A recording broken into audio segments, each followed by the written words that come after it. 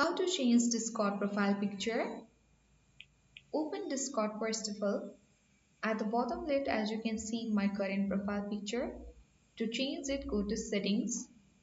At the bottom left, now go to profiles. Here, click on change avatar. Now you have to click on upload image or choose the GIF.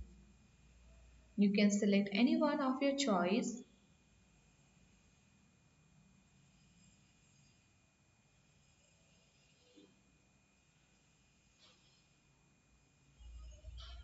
and open it.